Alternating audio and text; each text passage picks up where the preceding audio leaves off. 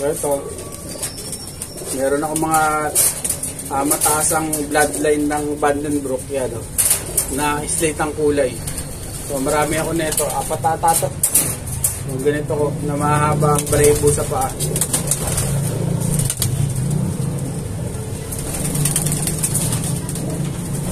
So excited ako sa breeding ngayon. So pakita ko rin sa inyo yung ibon ni Sir Tommy De Vera na hen. Bali ano to, yung tatlong kake.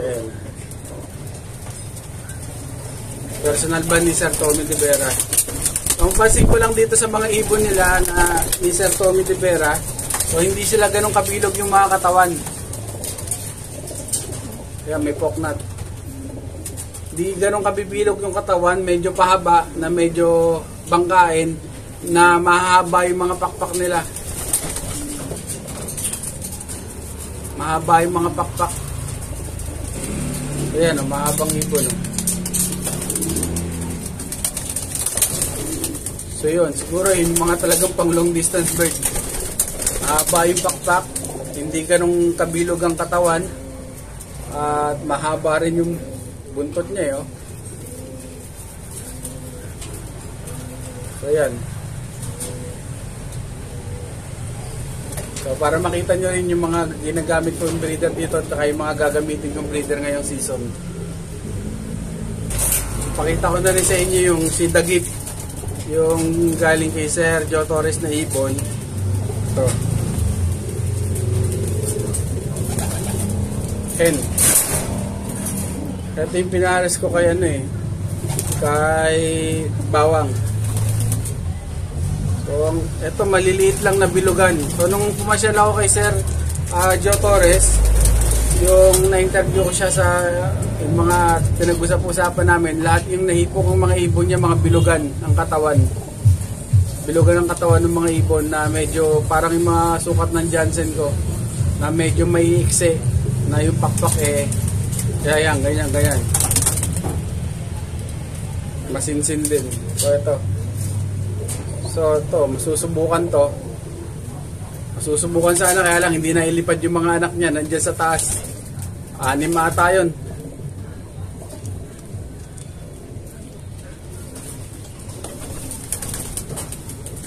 So subukan natin ikasauli ngayon. So ito naman si Lotus.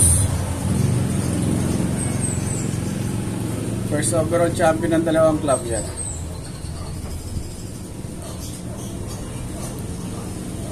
Jansen Hormans, ang tatay nito ay yung si Countless. So producer din talaga yung si Countless Jansen. So yan. So gagamitin ko rin siya yung mga pang-color. Tingin ko ibabalik ko siya doon sa puti na nag-overall champion din, si Wedding. So yung sila kasi dalawa pinagpapares ko. So yan.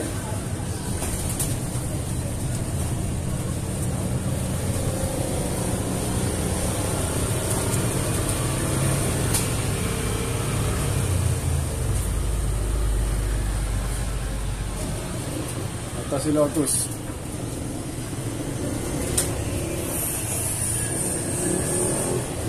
Yung mata kasi ng tatay nila ganito, purple.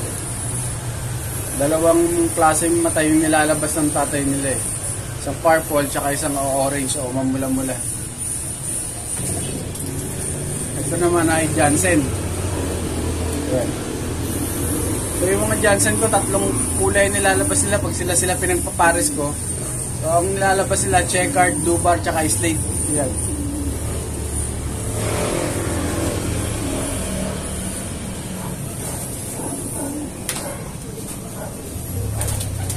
So, mas madalang sila maglabas ng mga slate. Pag kami mga ganito, tinatabi ko lang. Tapos, sila yung mga ginagawa ko na lang yung stock ng breeder.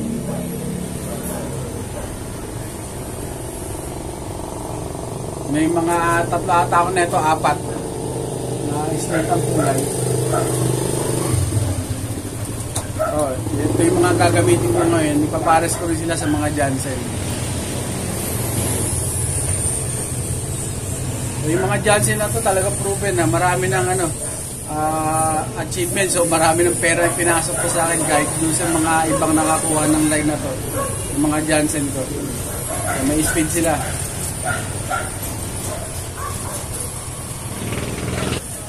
So, ito, Jansen din to.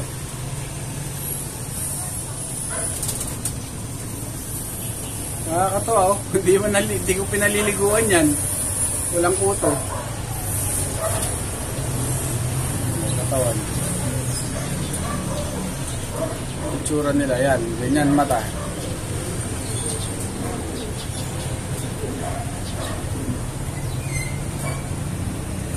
Ayan.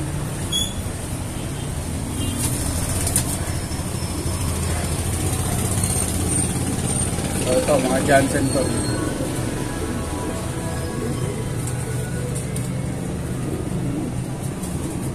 Mga kakasa natin.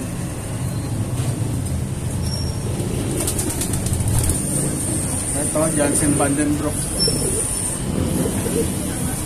Ayan. Pagkasa na rin to ngayon.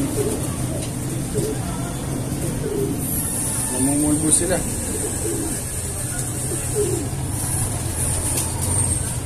Ito, cowboy.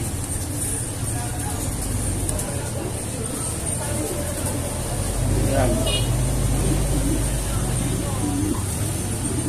So guys, meron ako mga pasili po sa inyo, mga ilang mga nakakasal lang dito. Ayan. Ito, mga Jansen to. Ayan. Ayan. Ayan, pinagyaya ko muna sila. So, may anak kasi to. Itong ganos natin, ganos siya ka-force tong cock. Pinalas ko lang yung hen bagong pairing niya yan. Ito yung finisher natin sa RBA or LR. Yan. So may anak na yan dyan, tapos may itlog yan dyan ngayon. Yung sa ganos siya ka-force, ito. Ganos siya ka-force. Ito bagong pairing ko yan, dalawa na yan eh. Yan. Tapos ito, ganos siya ka-force, ito na sila. Ito nag-itlog kaya lang wala si Mila dahil bata pa siguro yung hen. So yan, siguro mga pangalawang kasa niyan, meron na yan. Tapos ito, galing to kay Pastor Arvin. So tayo muna gagamit. Ito ay galing kay Sir Derek kay Saldi Garcia. Ay yung inbreed ko to, tsaka solo, tsaka bulag. Ito. Yan, dalawa yan pareha. So, yan, papisa na itlog yan. Direct yan kay Sir Saldi Garcia. Yan. Ayan.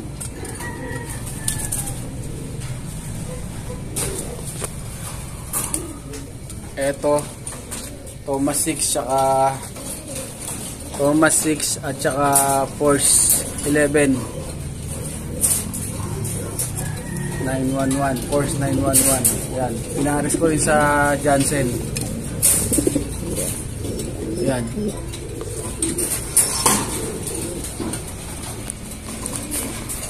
So, ito naman, ibon ni Sir Manigo. So, tayo mo nagagamit. So, yan. Yan. Yung ibon ni Sir Manigo.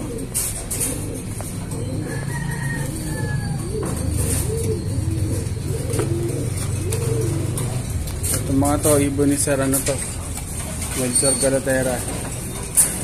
Ayan, mga super anbi niya, saka crack 52. Ayan, mga personal ban niya. So, ito yung iba. Sir Mel. Ayan. Marami akong gagamitin dito ngayon ng mga ibon. So sana maganda yung yung kalabasan. So ayan. Ito pa yung isa, kakasarin natin to. Yan, isa rin sa mga slate na inbreed.